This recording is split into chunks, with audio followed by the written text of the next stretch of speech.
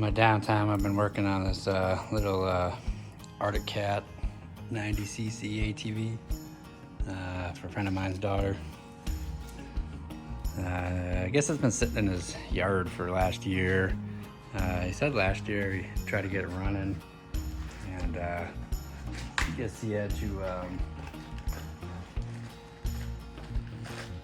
He said he had to replace the CDI on it, so he ordered one up from Arctic Cat, and I think he paid a little over $100 for it. A year later, it's bad. I don't know if he said he got it running, but I don't know if he ever rode it or had his daughter ride it. So, yeah, this is the original from Arctic Cat, and it went bad. And I diagnosed it. I had power to the CDI, just no power from the CDI to the coil, so I had no spark. So I told him I needed to try another one. Most likely it was the reason why it wasn't working. I was 99.9% sure that it was the CDI. So I did buy another one. Right there, it's a bit smaller. He wasn't happy about having to order another one because he thought he was gonna have to pay $100 or so for it. And I told him no, they're on Amazon for like $10. If you get one with the coil, it's like $20. So I bought the $20 one with the CDI and the coil, just so if it was the coil as well, that I'd have it with me. So I'll just send it back with him, and if it ever goes bad, he can replace that too. But definitely needs a tail light. I think I'll just let him replace that. I don't know how much he wants to put into this thing, so I've just been doing the necessities. Like I got a battery on order, the CDI, and he needs some new fuel lines for the whole thing. So I got some universal fuel line coming for it, and the carb was pretty gummed up. When he brought this thing over, the gas tank just smelled like lacquer thinner or varnish. It was pretty bad. There was still some old fuel in the carburetor and in the fuel line from the fuel tank. So I took the carburetor apart. I'll show you some pictures. It was really gummed up. I mean, the jets are plugged solid. It's like molasses in there. So I'll show you the pictures of that here real soon.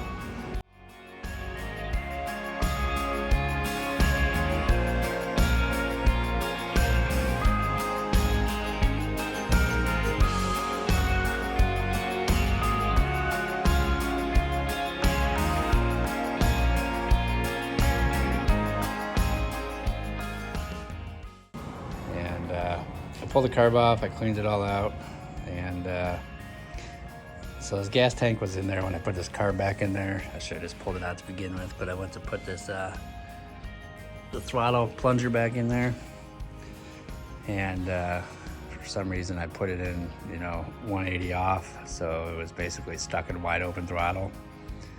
And this bike was on the ground previously. I just put it on a jack stand after I had a little bit of an incident. So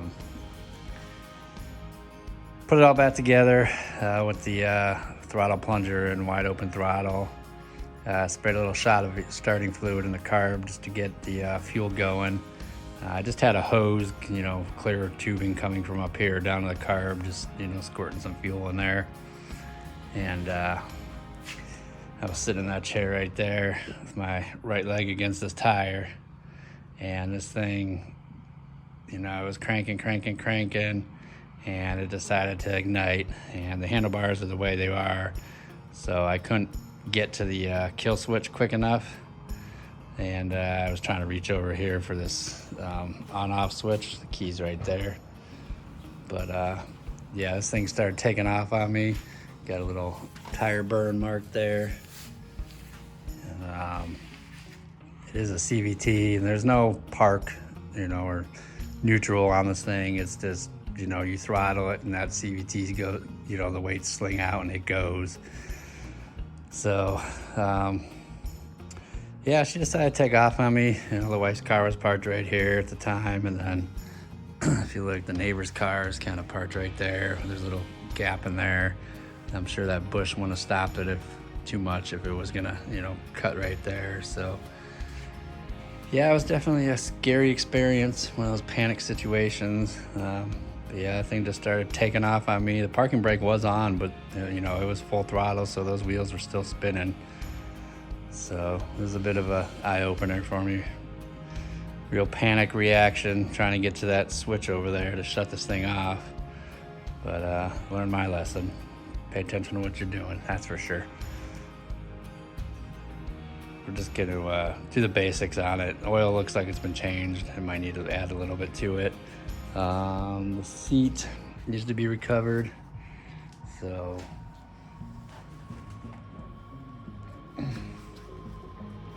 here's the seat.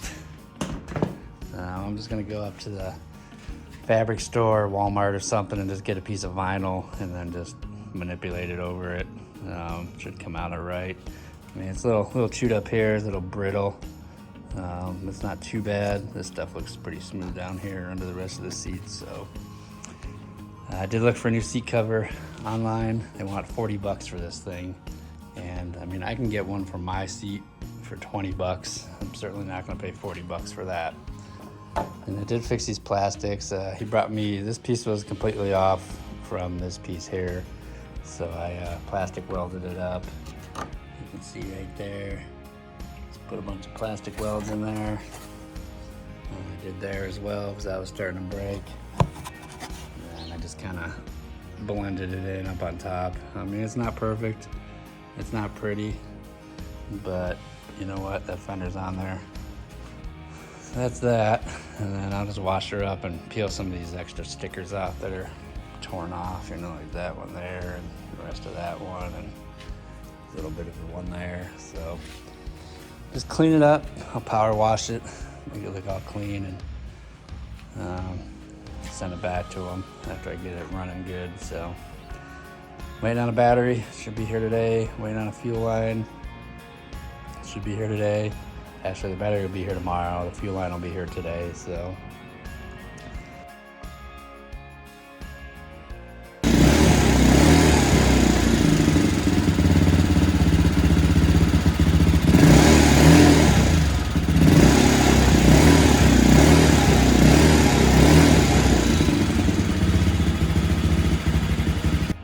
I did go out. I went to the fabric store. I went to Joann's Fabrics today, and I got some vinyl, some marine grade vinyl for this. So I got like 3 feet by a little over 3 feet, 3 feet by 3 feet. So let's see here. So I got all this.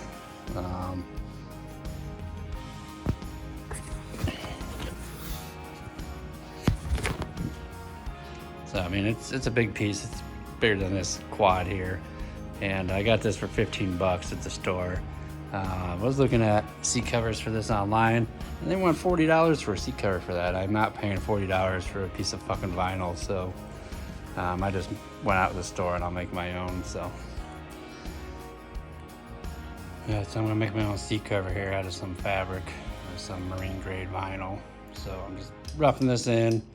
It's definitely plenty to staple down, so probably just go a little bit bigger than, you know, what it should be, and get this all taken care of. Yeah, so I got the seat cover all done. It's not perfect, just due to there's like some foam missing right here and some foam missing right here, but nothing I can do about that. So went ahead and covered it up, and this is the old one, so definitely looks a lot better than this old one. It doesn't say Arctic Cat, but you know what? Not paying $40 for a seat cover for this small of a seat. We went ahead and stapled her in there, and she's good to go.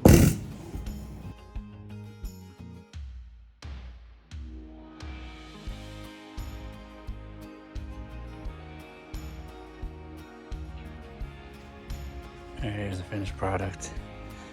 I'm waiting on a battery. Put some fuel in there and get it running right, but everything else is done.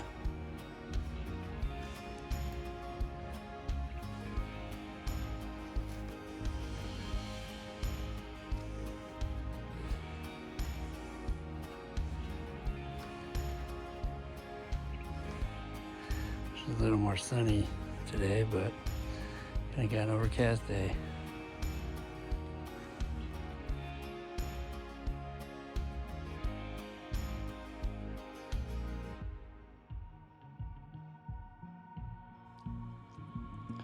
Today I had to undo the front plastics here just to get to this carburetor to try to dial it in. In the process, the fuel valve, the 3-in-1, I guess you call it, started leaking, so I had to pull this plastic off, and this little guy here started leaking on me pretty bad. I went and looked online for this same one, and they want $35 for that little thing.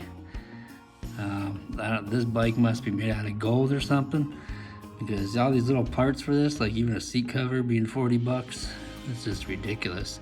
So I got like a universal one from Amazon where the two lines come in the back. So I'll just bring them in, through the back here, and then the one goes out. It should still fit in this hole.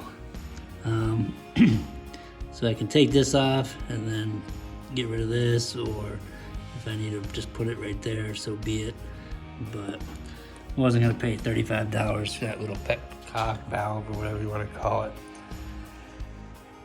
But yeah, I was kind of bummed that I had to take the plastics off because I had them all good to go, but the backs are on there. I don't know if you saw my little surgery job there. So that's the where I plastic welded it. And then there used to be a little reflector here with a little red piece of plastic. It was falling off, so I sacrificed it and kind of just melted some plastic in there for just to give it a little bit more of a, I guess you could say, like coating. And you can see it looks like, it just looks like an old scar. This part up to my finger, this part will be all covered up with the seat, and then this is the only part you can see. So I mean, it's like good as new as far as being held on there. And then I did do a little bit down here. I did a little bit, trying to get out of the shadow here. I did a little bit right there, and then I had to do a little bit, same thing, kind of right there. So, yeah, I was kind of disappointed that little fuel valve started leaking on me, because I was all ready to button this thing up and get it on its way. I did order a taillight. I felt kind of bad. Get it all nice and cleaned up, running nice, and I was just gonna leave that busted thing on there. So, with parts, this guy's, he's into it like 103 bucks. That's a CDI, that's the brake light, tail light, that is a new battery, and what else? And the seat cover fabric, and I think that's it. So we did the seat cover fabric, the battery, the tail light, the CDI. So I believe it's just those 4 things.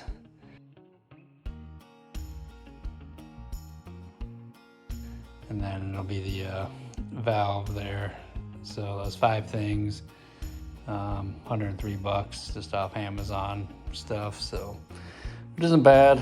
He was expecting to put like 500 into it, and I was like, oh, I mean, 500, if he wants to spend that much, I'll tear it all apart and paint this thing for him, but I don't know if he wants to do all that. So the SC1 definitely cleans it up. I mean, it almost looks like it's been painted, but I don't know if you want.